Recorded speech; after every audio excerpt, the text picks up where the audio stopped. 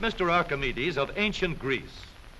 Long ago, Archis said, "Give me a lever long enough and I can move the world." What Archimedes meant was that the power of a lever is practically unlimited. Today, almost everyone uses some form of lever in his daily work. The familiar can opener is a lever with a sharp cutting edge. The playground seesaw is just a simple lever too. It takes a lot of force to start a freight car moving, yet the railroad man can start the heaviest freight cars easily with a pinch bar, a powerful lever which turns the wheel. Tough luck, old boy. Here's a place where a lever comes in mighty handy. Let's take the simplest kind of lever, a rigid bar working on a fixed support called a fulcrum. One end of this lever is twice as long as the other. Let's put a 10-pound weight on this end, and now we'll put half as much weight on this end. 5 pounds, balance 10. If we have 25 pounds to lift, we just use a longer lever. The 5 pounds will now balance 5 times as much. Let's raise the lever in the air, change its shape a little, and we have a crank. Or we can add a second lever and have a double crank. Now the short arm moves 1/4 the distance, but we get 4 times the force. If we want continuous motion, we need more arms. Now we have levers that turn. The larger paddle wheel makes fewer turns, but it delivers more force. A paddle wheel is nothing but a never-ending series of levers. We can make the wheels stronger and lessen friction where the wheels touch each other by rounding off the edges and shaping them into teeth that will slide in and out smoothly. Now, the power flows smoothly and continuously through spinning leverage of gear wheels. Gears are made in many kinds and many sizes. Little gears, big gears, worm gears, bevel gears, and even lopsided gears. Over 100 million gears are spinning over the roads in the transmissions of our automobiles. The transmission is located right at the bottom of the gear shift lever. Let's start from scratch and put together a model of the gears that we shift in our motor car. The shaft on the left comes from the engine. The shaft on the right carries the power back to the rear wheels. To connect these two with gears, we'll need another shaft, known as a counter shaft. These two gears carry the power from the engine shaft to the counter shaft and are always connected or in mesh. This gear on the drive shaft going to the wheels is free to turn around the shaft. We'll put it in mesh with another gear on the counter shaft. These gears are always in mesh and keep turning while the engine is running. To switch from one set of gears to another, our transmission needs a short shaft like this, known as a clutch sleeve. It cannot turn on the drive shaft, but it is free to slide back and forth.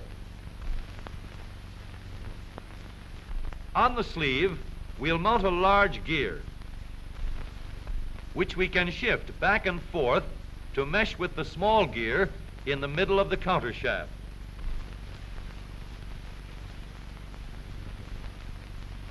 We are now in neutral. The gears that are always in mesh are turning over with the engine, but the shaft to the rear wheels is standing still. A 3,000-pound automobile takes a lot of force to start.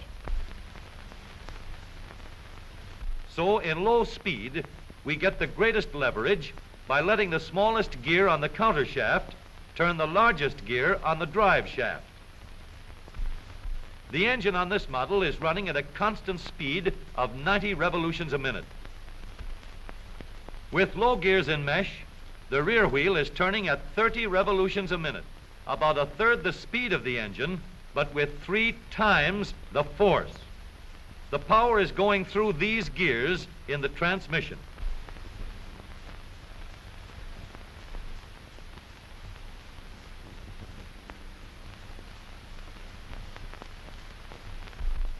After we've started the car rolling, we want fast pickup.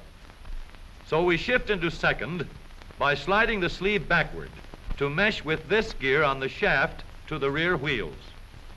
The wheel is now turning at 60 revolutions a minute, and the power flows through these gears.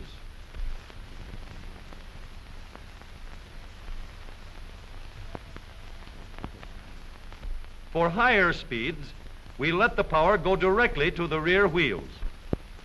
We shift the sleeve forward so that it meshes with the shaft from the engine.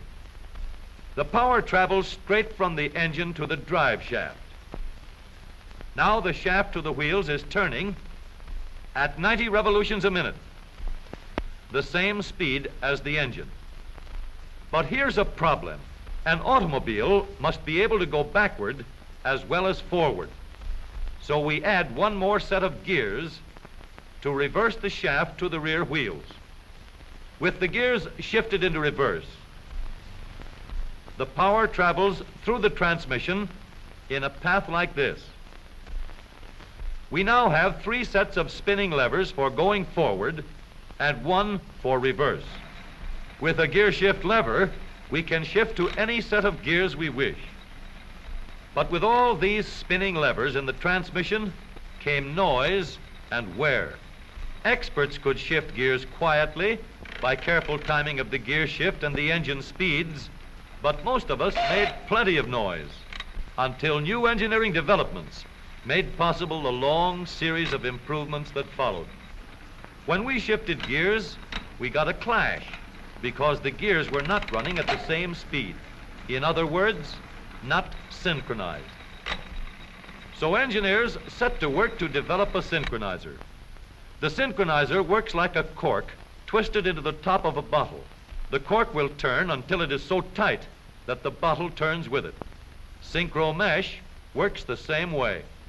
When we shift into second or high, the synchronizer brings the gears to the same speed before they come together.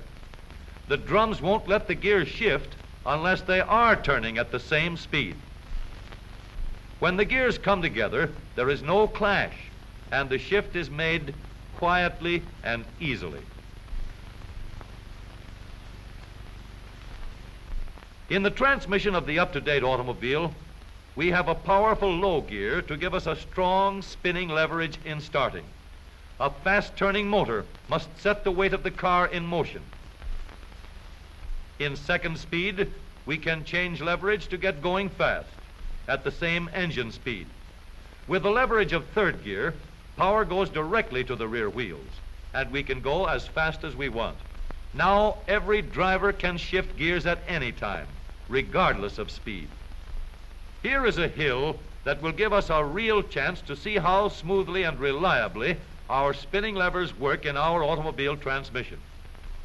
This driver is going to let her car gain a speed of 60 miles an hour down the hill.